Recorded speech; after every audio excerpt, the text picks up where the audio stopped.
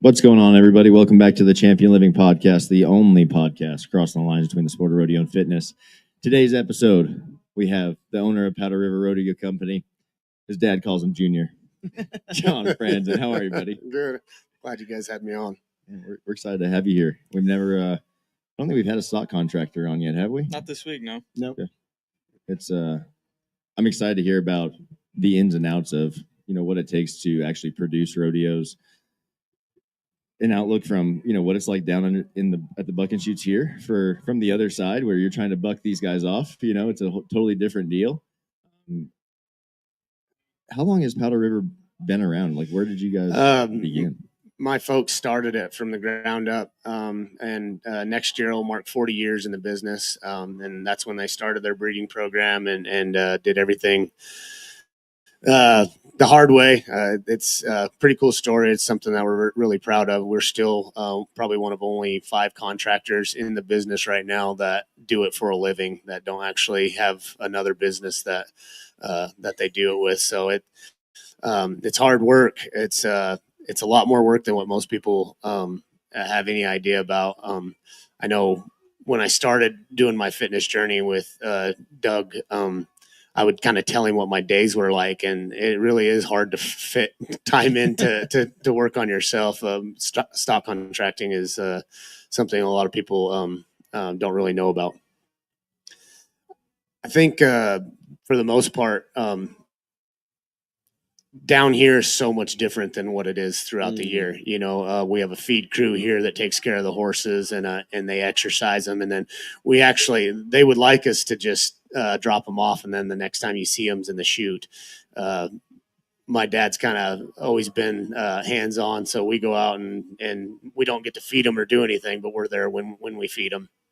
Or when they feed them at 7 o'clock in the morning. We just make sure that that's the reason we're here. The animals are the only thing that get us to the places we want to be in life. So we just got to make sure that we're there and kind of basically down here. All we are is their voice. Like I said, I get to see them in the chute and then not till the next morning again. So it's a little different compared to taking and caring for them throughout the whole week at a rodeo, where you're hands on with everything. So, why is that? Like, why? Most of it's just logistics. You've got 85 different contractors, and they're all wanting to feed their own feed or a different type of feed. And then they start sorting at 11 o'clock in the morning. And a lot of contractors probably wouldn't get them fed by then. There's plenty of guys that may not get fed. So for the most part, a lot of guys would just soon have it the way it is. There's a few of us. There's Colin Pickett, Sparky Dreesen. Those guys are out there every morning with us. There's only about 5 or 6 of us out of 80 guys that actually go out and check on them. But they're it's more just logistics, so they can make sure everything's ready for the performance. You were talking about like being the voice for the animals. What are some things that you maybe in the past or maybe this year that you've had to like raise, something that bothered you or maybe, I don't know, how does that work being the voice? Yeah. Basically what I try to do is, more so raise awareness of how well we take care of them. It's not necessarily something that I try to, hide something from them or anything like that. But I just want to let people know of how we take care of them and at the highest level. I've got MagnaWave treatment. Carrot does MagnaWave treatment on them. What is that? Is so it like a MagnaWave is it's like a pulse or a PMF machine, and for bareback horses for the most part. Not So Foxy the other night was marked, I think, second highest bareback in the eliminator pin, and generally he gets really sore because he jerks guys down, and then a lot of times it's like pulling on the rigging, so he gets sore kind of up in his wither area and stuff. So she MagnaWave treatments, and then he feels great, and then he always has a good out after that. So it really does help. And then just making sure that their feed program is right. I mean, it's no different than a high powered athlete. 90% of it or a lot of it is the diet, and like a fat horse can't jump as high as a fit horse. That's just physics. So Indeed. Yeah. Indeed it is, Yeah. So it just and having them in shape and in the right frame of mind to do their job when they get out here. This is all different to them. Like I said, at our rodeos, I'm going to sort around 3 o'clock. And you know, they're not going to be fed from the night before, and then they're going to be off feed all day, so they're emptied out and they're ready to go. Here, they're fed at 3 o'clock and they're sorted at 11 o'clock, and then they sit in a pen by themselves, not next to any horse that they're used to, for 6-7 hours with jumbo jets flying right over their heads. And you bring a 4 or 5 year old colt out here, that changes his mind frame, and then the bareback horses especially, they get loaded at 5:20. Rodeo doesn't even start till 5:45 when grand entry, so they're in the chute 20 minutes before like the lights dim, and then they go through the fog machine, the fireworks, they see the opening act, and then they have all that grand entry run by them in the chutes, blowing by them. Like, for a bareback horse to have his day and to be on top of things, they have to be a very special animal. And it doesn't mean from year to year that they will. All Eyes on AAK had 2 great outs the last 2 years. She had Jess Pope the other night. When all the Cowboys went to blowing by her, she acted up in there and wore herself out, and then she didn't have as good an out as she normally would. And all those little things play into it. And then if they do have a bad trip out here, that's their last trip. Like, you don't get to have a bad trip at Las Vegas and then get to come back. So trying to have them in the right mind frame, in the right fitness to get down here and then change everything it's just out of your hands, but it's also kind of the way it is. So there's a lot of uncontrollables out here just with the logistic constraints and everything. Are you still able to use anything like the Magna Waves or anything during the week to try and help them out as far as care-wise goes? No, like I said, nothing against with what they're doing, and but they would just soon us not know anything about what goes on over there. Yeah, they'd just soon us kind of let them handle it, and it's pretty, like, on our paperwork when we send it, if you don't comply with these rules, don't bring your animals. So I'm not saying that it's a bad thing. I understand why they have to maybe do some of it, but there's also some gray areas that we could help the animals for sure that we don't do for sure. Absolutely. So that means like all of the prep work and everything leading up to this moment is very, very important. Yeah, like I make sure that they know how to be by themselves. That's huge because they will absolutely be by themselves. And then, just by the way they do their feed program and stuff, say you've got 3 horses in a pen. One's an eliminator bronc, one's a, hopper bareback or whatever. So say they're going to be in different pins throughout the week. Well, if they feed at 3 o'clock and that horse is up in his pen, then those 2 horses that are left in the pen eat all the hay. When he gets back, there's no hay. But more importantly, the horse that's out the next night got overfed of what he needed, and then he's getting sorted at 11 o'clock. But there's really no other way to do it unless they just fed after the perf, which would take extreme more amounts of time, and then they wouldn't have time to even eat by the time they started graining at 7 o'clock in the morning. So it's all logistics. It does work out, and one thing about it, there's a lot of horses out here that do well and buck. So if you don't have one that takes it, it's just kind of one of them deals. And you got to find the one that is. Yeah, that's kind of wild though. That the biggest deal that the other half of each of these events really isn't getting. They're not getting bad care, but they're not getting the care they've been getting all season. Well, it's not consistent, right? And as far as I'm concerned, it's no different than an Olympic athlete. You could train all year, and I don't care what, say this guy's eating steak and eggs all year, and then when he gets to Olympics, they say you can't have that. They're going to feed you Snicker bars for the next week, and then expect you to perform the same. It just that's exactly what they're doing. I'm not saying that that the feed's bad out here, because we're feeding Strategy from Purina, and it's a good feed, and it's not something I feed, but it's a good feed. So that's another thing I do in preparation is 2 weeks or 3 weeks beforehand. I'm, sorting them horses off and making sure that they only get so much of that each day like they would out here. And that way they're ready when they get out here to be on that feed. And like I said, it's not bad feed by any means. It's really good feed. It's just different than what they're used to. take us through what it looks like at home. So on day we're not here the other 98% of the year.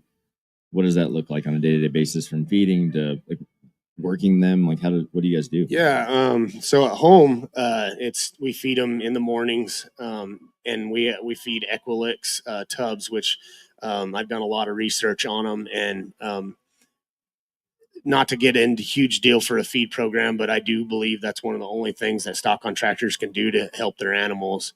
The genetics are what give them the ability, but the feed program also helps you perform with those genetics, and with the lick tubs and everything that we have in them, gives them an opportunity to go to them all the time. Whereas if you're only giving them 5 pounds and you have 30 head of horses out there, there's going to be 6 or 8 Craig at Midnights that eat 12 pounds at a minute. Yeah. And then there's the other one that's going to eat a half a pound in 10 minutes.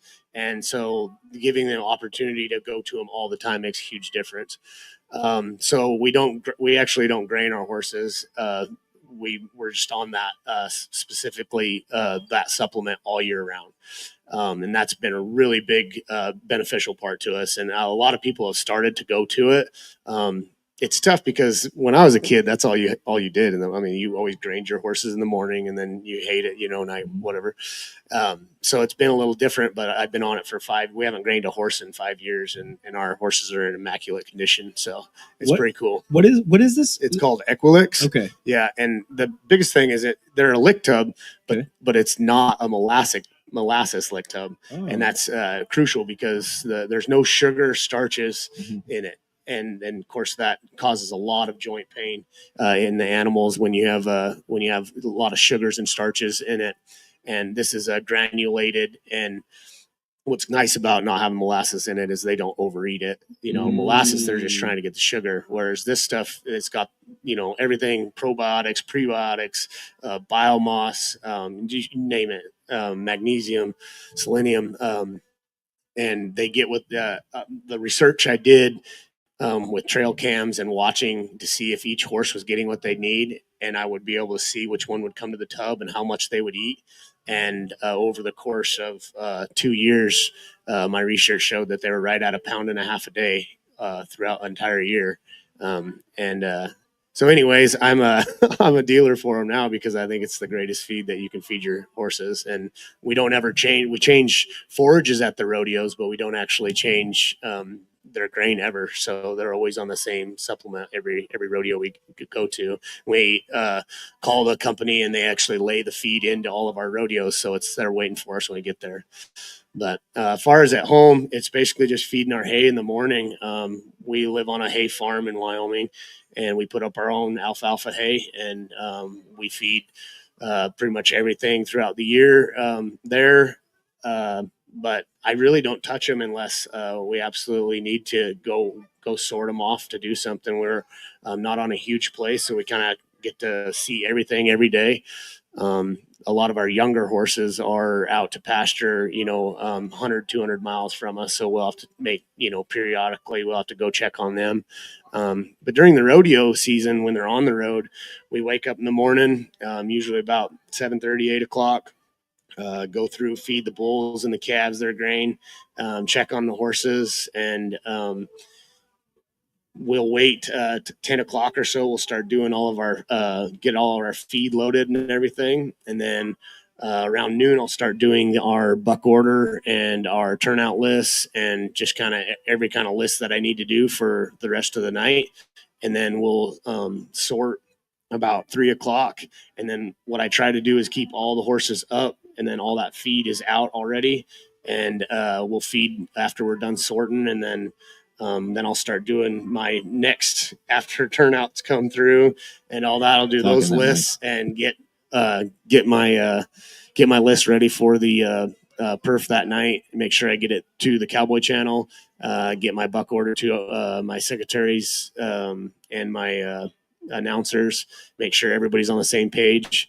And, if we do have somebody that turns out or where we're going to roll to, or if something happens, what we're going to go to, we'll have our production meeting at about 5:30. And then get our horses washed, our flag horses and all that stuff washed, and everybody saddled and stuff for the perf. And then, like I said, the performance. We'll generally sit in our tack trailer. We've got a big tack trailer. We have some benches down, and the pickup man will go over each horse where I want them to be at, and where I want them set for each horse, or what we're going to try. If something, if a horse has been spinning, or if there's something that we want to change, we'll go over that. Can you kind of like go into depth about the strategy that is in place with the pickup man and how that works with the horses, and you can actually affect what they do in the arena with the pickup man? Yeah, and that's another thing that comes into place here at the national finals is they don't let you do anything. Why is that? Well, they don't want the pickup man to help one guy and not the other. The same deal as like the bullfighters. Forever they used to turn back bulls in the gate for guys, and now they're not supposed to do any. Of course, the bulls have changed a lot, but yeah, the pickup men are a huge deal for me. Because you'll find horses that want to find a pickup man and they'll buck towards them. There'll also be the ones that kind of want to buck away from them. And a lot of times when they're older, I want my guys to hide. For the most part, that's what I do, is just try to make sure that they're not bucking towards them on accident. I'll know the pattern of the horse, and if I know he's circling right and he wants to find a pickup man, I might have him hid all the way on the left to where he never sees him until the whistle blows. But then there's times that the horses that might want to turn back, and then they want to have like an empty jump because they're turning back before they figure it out. And I'll do some preparation of having them know kind of what a rope is, and then when they go to spin, we just fall in behind them and we just kind of swing our rope, and they'll move out before they want to turn back, and that'll allow that horse to not have that empty jump for the cowboy, and it just makes that horse, instead of an 18, then he's a 20, 21. And then with stock stats this day and age, and the way that cowboys know each horse, one bad trip can ruin a horse for an entire year. And I can't express that enough, that trying to have the best day, where social media and videos, like, you can't BS a guy anymore. You can't say, hey, this horse is really good, and they'll be like, no, I seen him last week, like, he was not good. So and a lot of times one thing that I do differently than maybe a lot of other guys is I'm in touch with all the contestants. And one thing we do at our school, I want them to have my phone number. I want them to be able to call me and say, what's this horse? He was marked as 16 last week. What the heck happened? Well, it might be just one of them deals where the horse stumbled and then run off, or got his legs behind him or something like that, where I can send a video of him, visit to him about, the first 3 trips he did this, and he's a really good horse, but that trip this happened, and we're going to do this to try to fix it. That's crazy. Go ahead. Well, I was just like, when a contestant has a bad day, like, there's always tomorrow for him. If stock has a bad day, there might not be a tomorrow. Yeah, because it's so easy to turn out now. Everybody's going to turn him out, and he's not. Is there like a process for that? Like, do you go and get outs at maybe amateur rodeos or something, or if you have them? Yeah, it'd be great. And maybe we should look into that. Well, and that's the deal, is like, when I started as a kid, my dad had numerous amounts of high school rodeos, college rodeos. We don't have one of those now. Mm-hmm. A lot of the high school and college rodeo, I don't know what the best word for it is, but they've figured out a way to kind of let those kids grow up on stuff that matches them really well. And, Miss Congeniality, I remember, is a great example that she went to a high school rodeo in the spring for her first trip. And then she ended up being the third best bronc at the national finals, and taking out Billy Etbauer for his world championship in the same year as a 4-year-old. So, like, but this day and age, like, you don't bring a 4-year-old out to the national finals first. You don't bring colts to high school rodeo.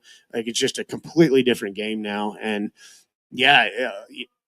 we try to we put on our schools. We try to go to college practices if we can, and try to get another out on them. But it may not be like you said, bucking horses don't get an opportunity to practice very seldomly. Like, they've got to perform from the time that they hit the ground to, you know what I mean? They just don't have that. And I don't expect a cowboy to take his money and go try one that he may not think works. But in the same sense, it's awful tough in our situation when you've got, say, 30 head of colts each year, and then you take him all year and he gets turned out because of one bad trip that he had. You might haul a horse for a year and not get anything done with him. So it is a little tough. Have you heard of the Rodeo Now app?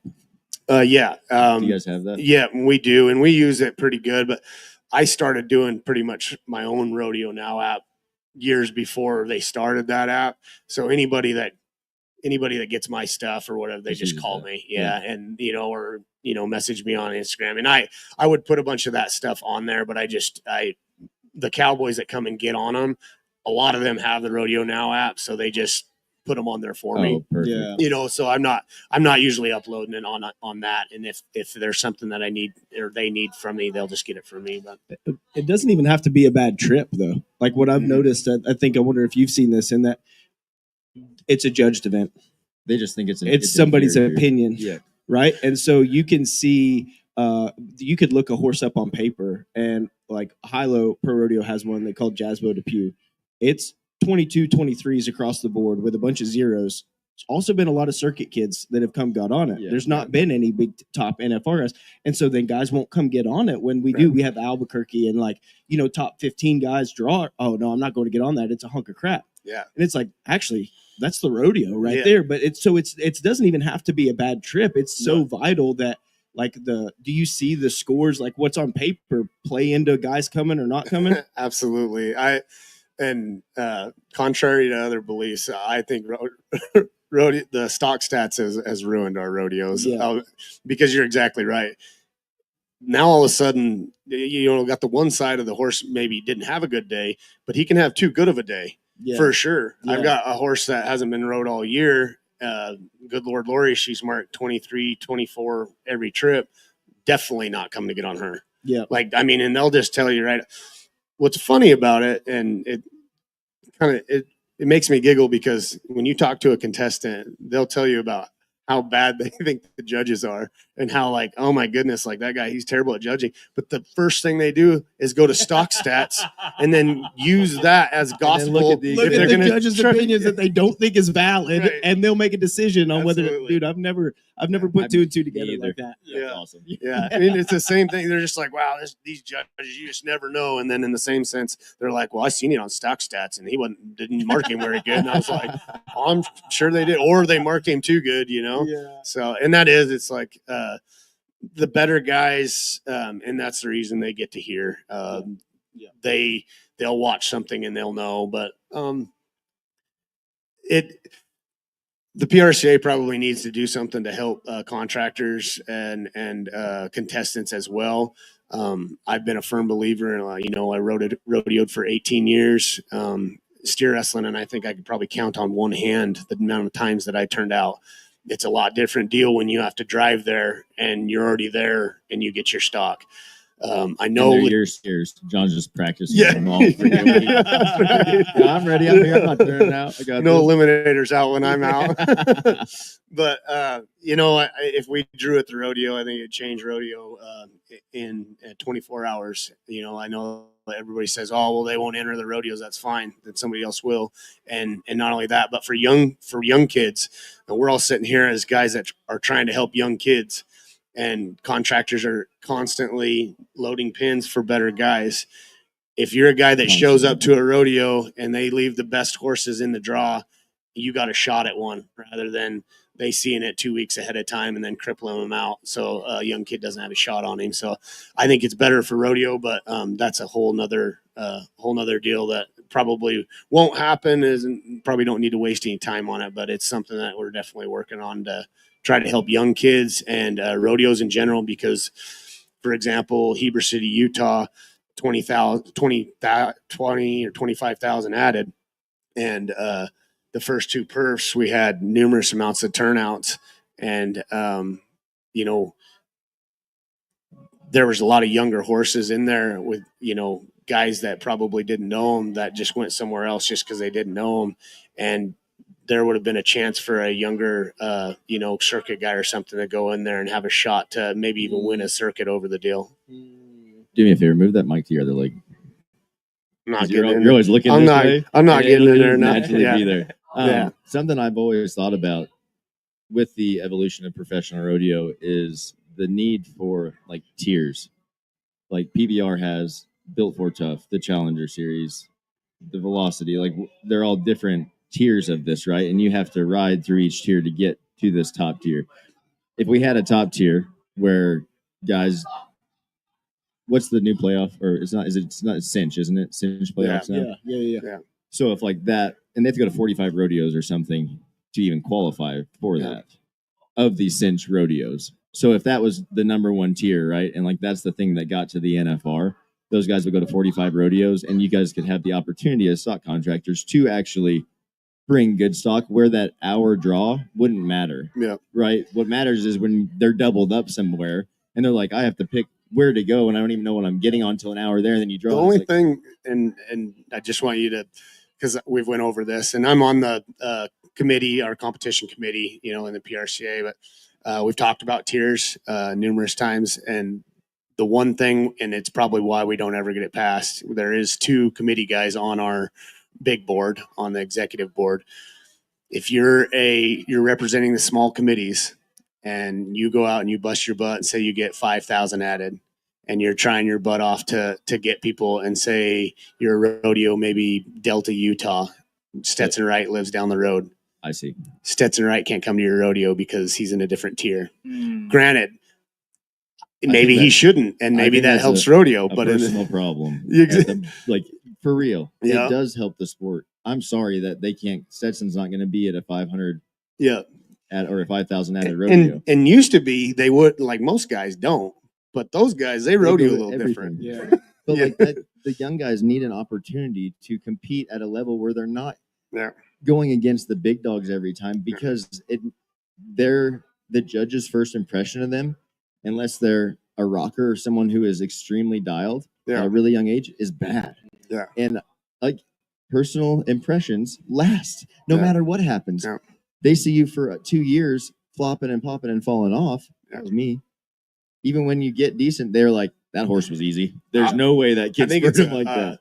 I'm a firm believer in how it helps contestants for sure. But I do know why it doesn't get passed. I mean, that the committee side of things is they're not going to put their effort into being a PRCA rodeo if they don't feel like they can get the best PRCA contestants. Unfortunately, they probably shouldn't be at that money, but it's tough to tell someone that, you know what I mean? And that's our problem. And they're paying the same dues as, say, Reno or any of the I think that should be changed too. Absolutely. Like everything needs a revamp there.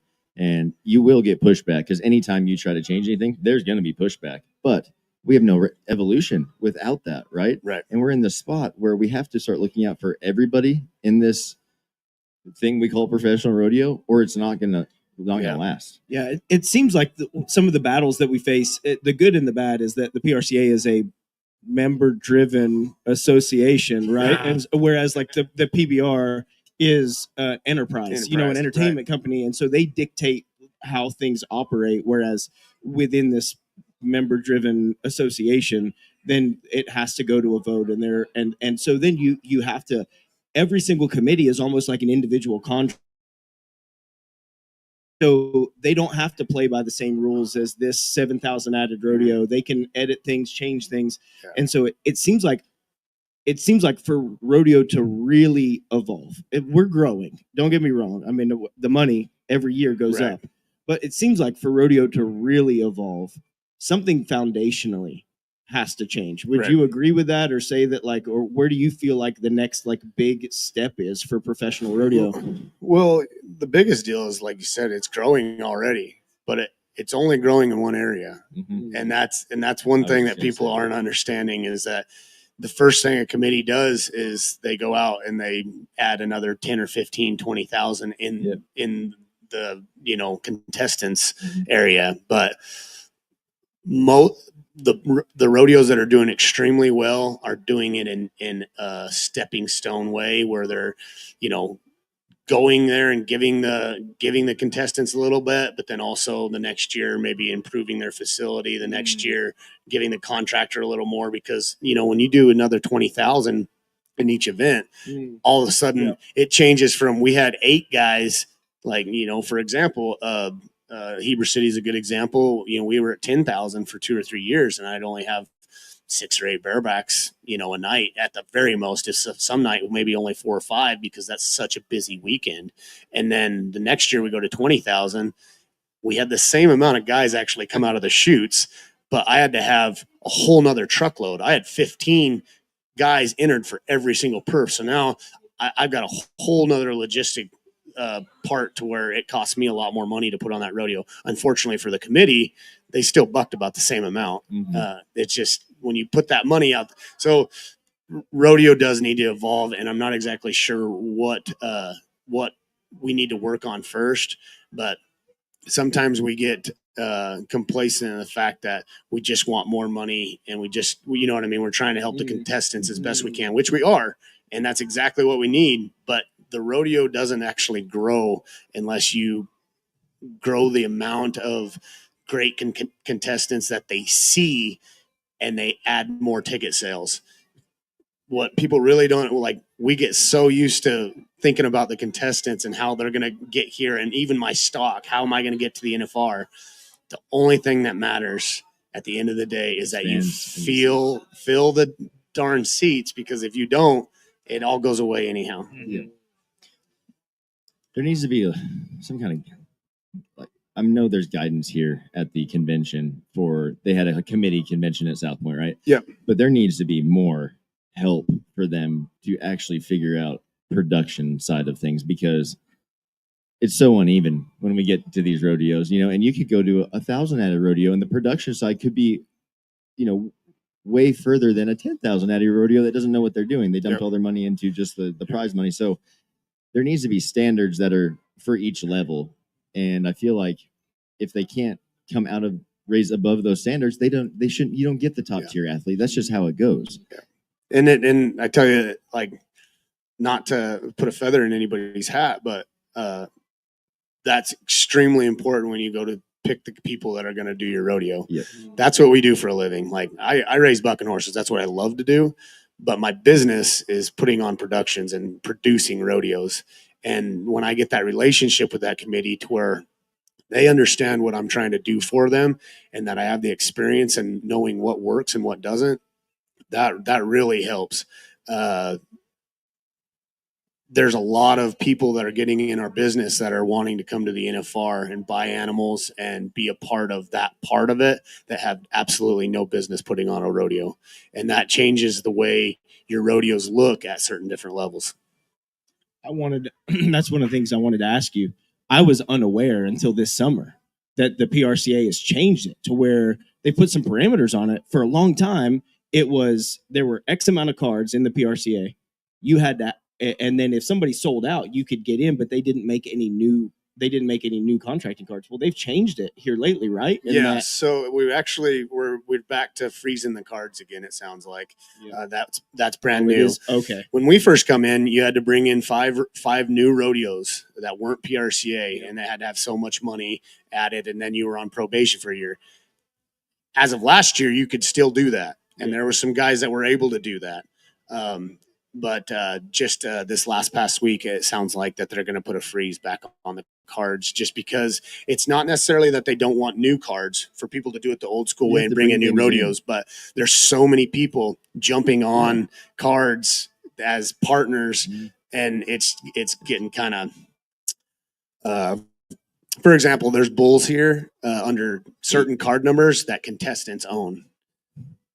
Actually, there's probably about 10 head here that the bull riders that are in the rodeo own under a different card. I mean, if there's not a conflict of interest, that's about the most illegal thing that you can do. And it's so legally, the way they've got it set, they're not doing anything wrong. Like, because they say, well, they own them, but like, there's some of us that have actual partnerships with, legal agreements. We've had 20 years of experience with D&H Cattle being our partner. That's a little different than a guy buying into a card and, like, quote, in quote, buying. He's on a card and he's friends with bull riders that are in the rodeo that bring bulls. Well, obviously they're going to get picked for the NFR. That's obvious, right?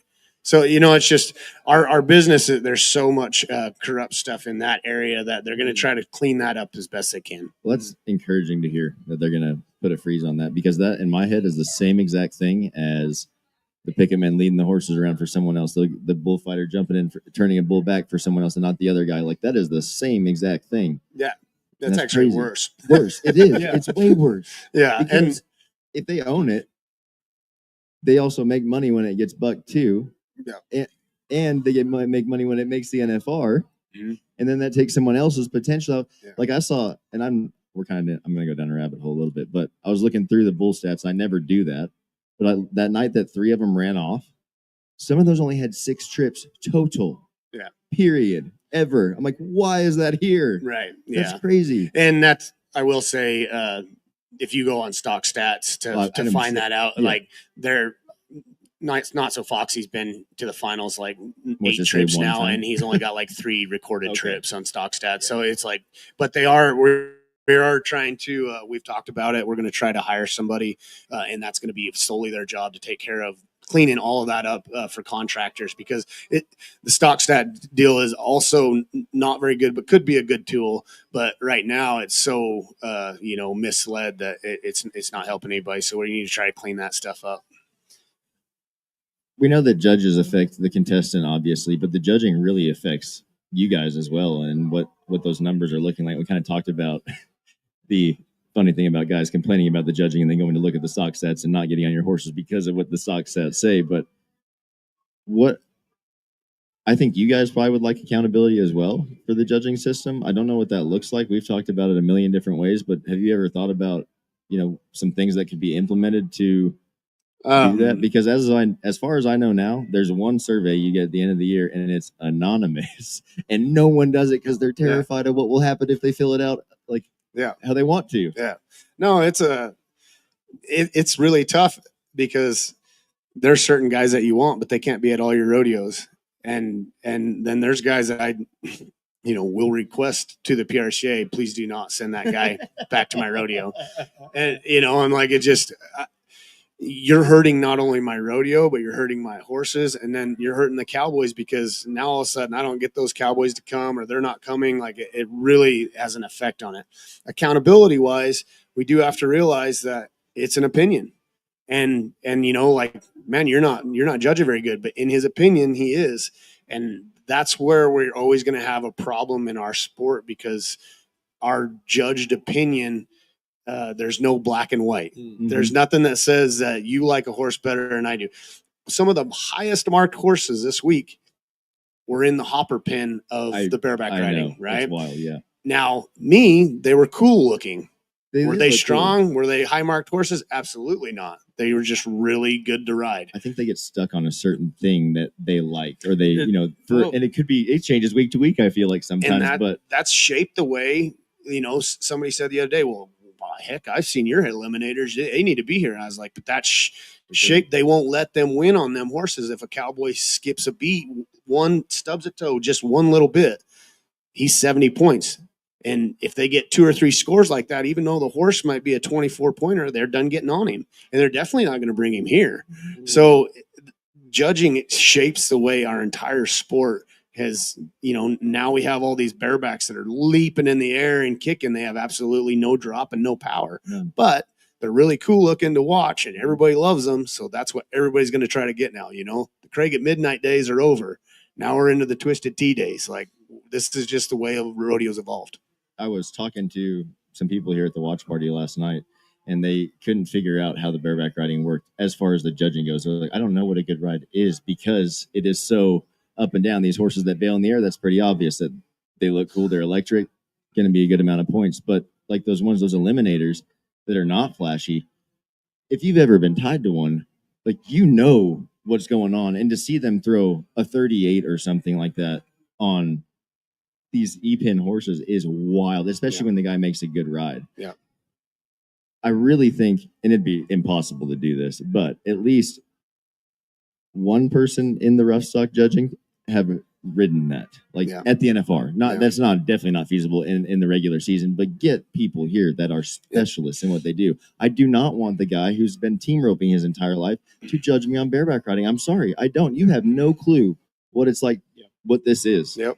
And so you're looking at this horse saying, "Oh yeah, he barely kicked, or he went straight down the pin and jump kicked." I'm like, dude, did And you it's- see his it's head tough. almost fall off? I during agree. that? Yeah. And I don't know what the best answer is. We've done a lot of buck and horse futurities, and that was the first thing they did was the judging is going to be a big part of that.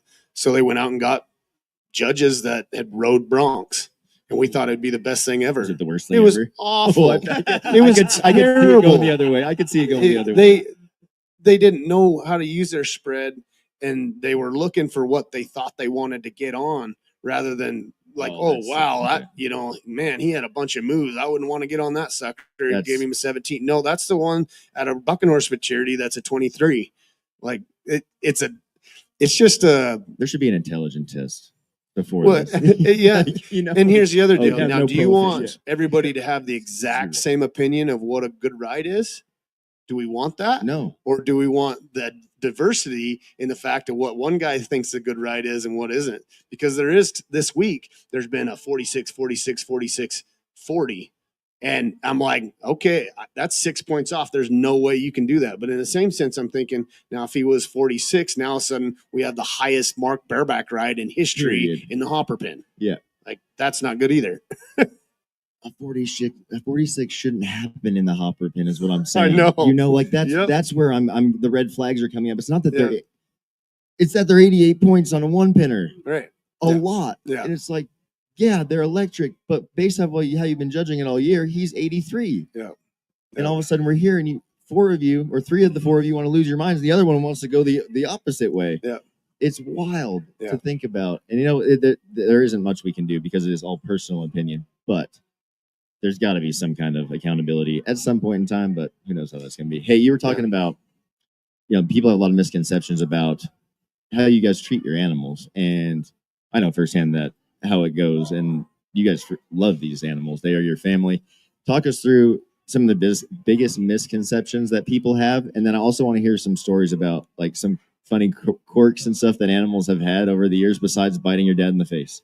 Yeah. Well, yeah, that Chuck, he does like to pick on my dad a little bit, but yeah, one of the biggest misconceptions is just the way they're cared for, and like they have the best life there is. Like my horses rarely get more than 10 trips a year. Like the very best one, because she'll go to a finals or something, might get 12.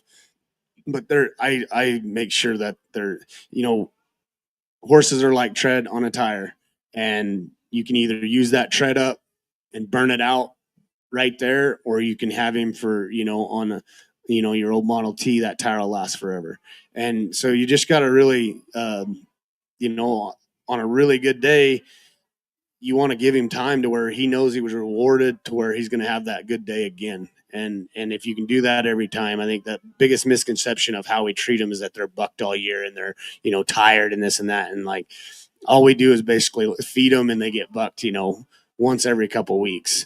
So that's a common misconception. And, as far as quirks and stuff with horses, like they all have their own personality. And that's what we fall in love with as a stock contractor is, Charlie Russell, when he got in the chute, he would grind his teeth. And it sounded like nails on a chalkboard. And it was the most eerie thing. But every time as soon as they started pulling, started grinding his teeth. And you knew when he started doing it, like it was legit going to happen, And He's about to get it. Yeah. There's just little things like that they all have, and you can tell when Two-Buck Chuck, when he's amped up and he's bucking around and like kind of snorting and like maybe reach back and try to bite like the contestant's foot or whatever when he's crawling up, like he's going to do his deal. If he's in there and he's just real calm and acting like nothing's going on, he's just going to be okay, They all have that personality, and that's, as far as my folks and I and my wife, like that's what we really love about bucking horses is they all, no different than having your pet or your, dog, and they all are that same way. Like, when they're feeling a certain way, and that's the coolest part about it. The best job in the world is what I get to do. A lot of people love to play fantasy football. And that's what I do for a living. I get a roster. I get all these horses set up. And then I'm not only doing that, but I'm doing the recruiting as well. I'm doing the breeding ground of what I want them to be. And then I'm going up as 2-year-olds, 3-year-olds, 4-year-olds, and I'm picking out my best players to get on my A team. And then I'm setting it up, in January, I'm setting it up of how I want those horses to buck throughout the entire year to where they're going to have enough time to rest. And then they're also going to have their best day at the biggest rodeos, and then not only that, but some of them younger horses, like you say, on a lower league football team are playing, but they're trying to figure out, their stuff before they get to that next level. So it's just a really cool job for me to be able to do that. I'm gonna get something you just said was gonna make me switch lanes again, but going back to, you were talking about the young horses and young guys getting on young horses, or like you were talking about, like that horse that you work with Dustin. Yeah. How important is it for almost like veteran guys to help those young horses out? You know what I mean? Like a young guy is trying to learn, the young horse is trying to learn. We're both trying to learn. Sometimes it's a shit show. A lot of times you see a veteran get on a colt, which they do not want to get on colts. I get that as well. But I think if you took a step back and looked at the grand scheme of it, it would be the best thing for them, because they're actually going to help that horse figure out what they're going to do, right? What are your thoughts on that? And, for anyone listening that may be new to the sport, from a stock contractor's point of view, should they, your first time ever, if you can help it, be a fresh colt? You know what I mean? Yeah. Yeah. The way we bring up horses is super important to what they end up like. A lot of guys will start their horses in the ranch bronc riding, which to get one out on maybe is okay, but after that, it does not help them at all. It teaches them to move out. A good guy on a young horse is the best thing that you can possibly have, as long as that guy knows how to use his spurs in a way that helps him. Some guys can be so heavy, footed that it's hard on a young horse. But if you get a guy that, Cole Reiner's really good at it. I think that was a burn too. he just picks him up. You know what I'm saying? Like, and there is, and Richie's another guy. Like, they know when they need to like drag it out of one, or just pick him up and show him off. And I think that really helps. I've been with Richie when you've like told him things like that, like, hey, don't like bury it off in her when you hit her. Like, she will be really good if you don't, but if you hit her hard, she's gonna go. Yeah, $2 Chuck is that way. If you want to beat on him, because you can, he's easy to ride, really. But if you do, he's not going to help you out as much. He's not going to be the showy horse that's going to be 90 points. You're going to be 86 instead.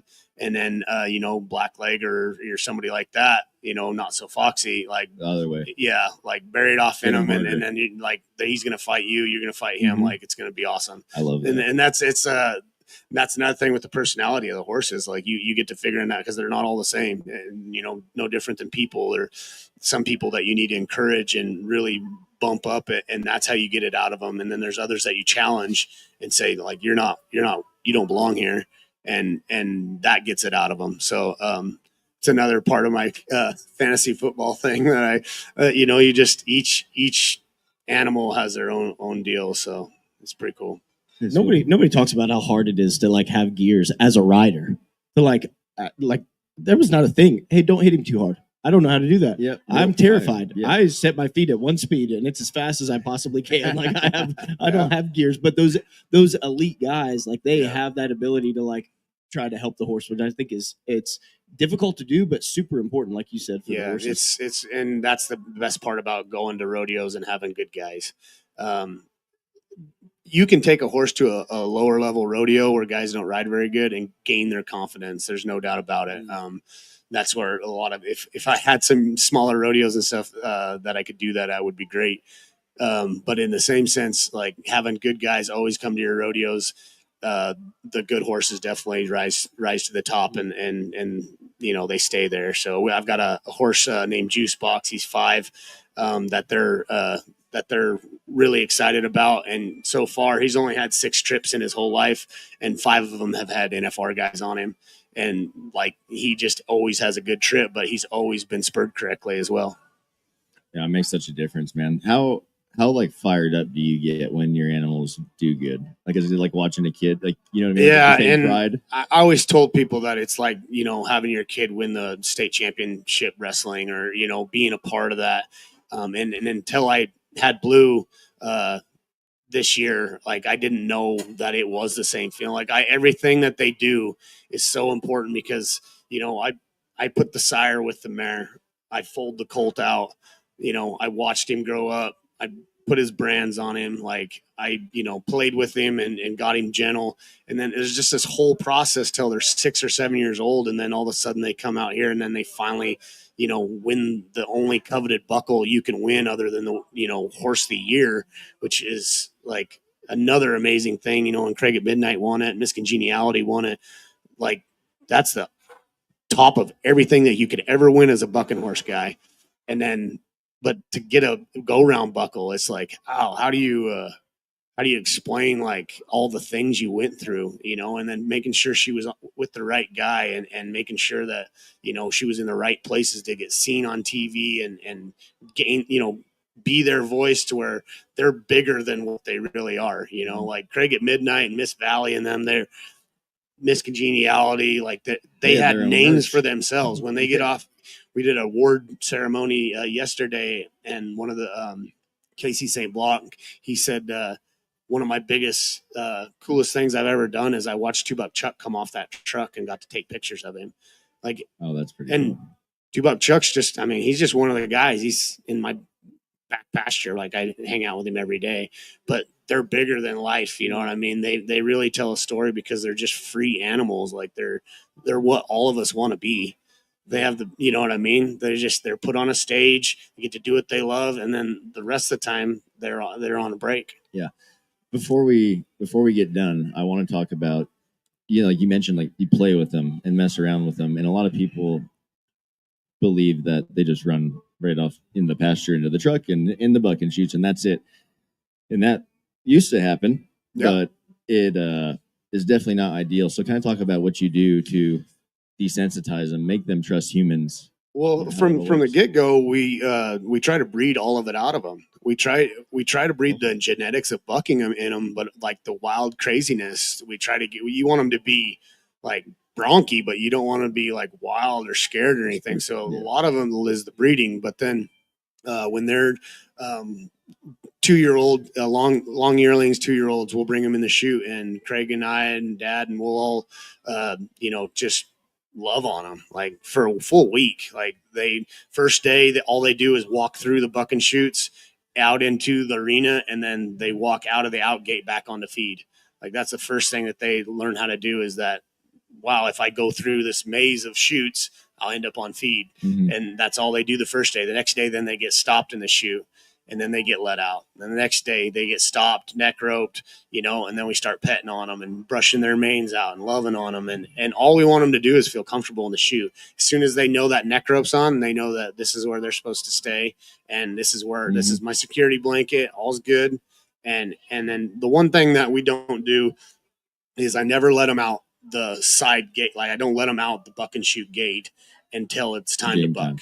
Like, they always go out the front end of the gate, and the only time that they leave, we've had it to where, like, if they get to realize and they just leave out of there, it'll take them a while before they break, and you want them to be kicking and jumping right in the gate. You want them to know that that's their time to buck. Otherwise, they can just go through. Mm-hmm. So, and it helps them to roll if they're always knowing that gate in front of them, as long as they keep going, they can get out.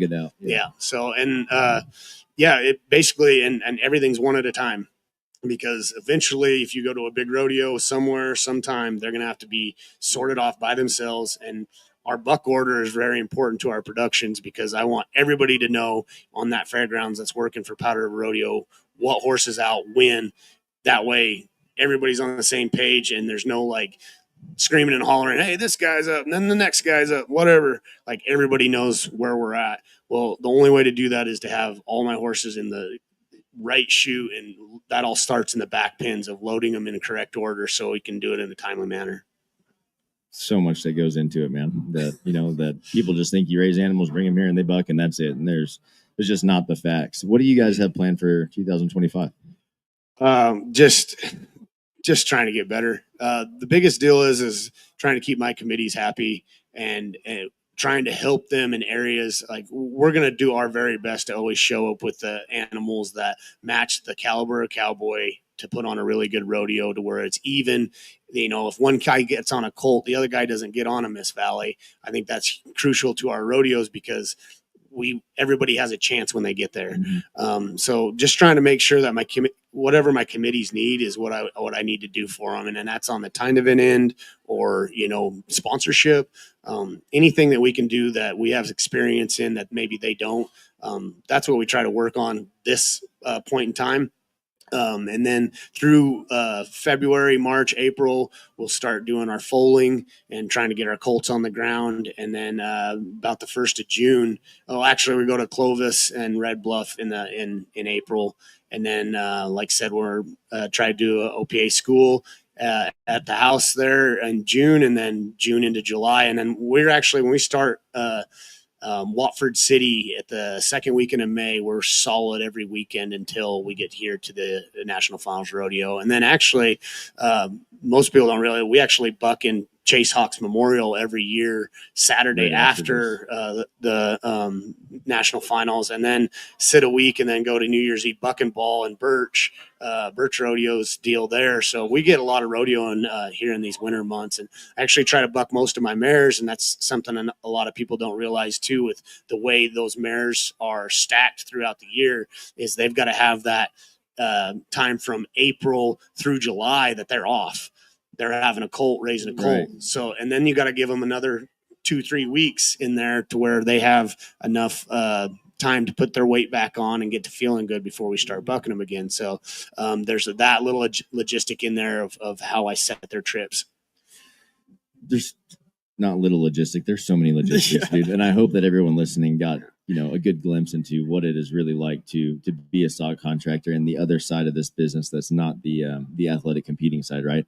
Where can people find out more about you guys? Instagram, your websites? So we've got a lot of different platforms. Facebook's probably the easiest one for everybody to use, but we're on Instagram, Powder River Rodeo, TikTok, Buck and Horseman. We're on pretty much every platform. And like I said, there's if anybody ever has any questions or anything, especially if you're a small rodeo out there or something that you're looking to figure out what you can do to make your rodeo better, I'm willing to help everybody. It's not, I don't need to be your stock contractor to help you. And like I said, the logistics of it, for basically that's what we do on our side of it is the logistics part. I think a lot of people don't realize how hard it is to make sure that you have a whole rodeo on 4 different trucks, trying to make sure that the calves, and then, I know the breakaway ropers say that they pay for their cattle, but what they don't realize is that that's another 50 calves that we don't have a spot for on a truck that we have to hire a whole nother truck for. And then that price comes out of our pocket. So not really our committees. So there's so many logistics to rodeo, like making sure every horse is at the rodeo that they're supposed to be on, especially when I'm doubled up in a week, and I'm thinking, I'm pretty sure that horse was supposed to be at the other rodeo. So, and that's extremely tough when you get late into the summer. Oh, I can. You said that like it's happened before. Yeah, it definitely has happened before. I can imagine. Yeah. And it happens to a lot of guys. You always talk to contestants. They're like, yeah, I had him here and I had him here on the same day. Like he was crippled at the smaller one or whatever, so there's always those little, funny deals that we go throughout the year because it's just really tough to keep it all straight. But my dad taught me everything I know. And like I said, I was able to grow up in this business. I don't know anything else other than what I do. So it's been helpful to have him as a mentor. And my mom takes care of all of our books and keeps everything rolling. And my wife with our social media. My sister does sound everywhere. So it's been a family business from day one. As everybody's tied into it somehow. That's super cool. Y'all check it out. Check them out. Powder River Rodeo Company on Facebook. Pretty much everywhere you can find them, it sounds like. Dude, thank you so much for coming on today. It's been a long time coming that we catch up. Dude, we didn't even get to talk about your journey in fitness. We're going to have another episode. I was too interested in all that stuff. But John good back luck for another round. Yeah, we'll definitely have him back for another round. We'll do it at the school. Yep. And good luck to you guys for the rest of the week. And we'll definitely do this again. Yeah. Thanks for having me, guys. Appreciate it. You bet. Guys, until tomorrow, we'll catch you later.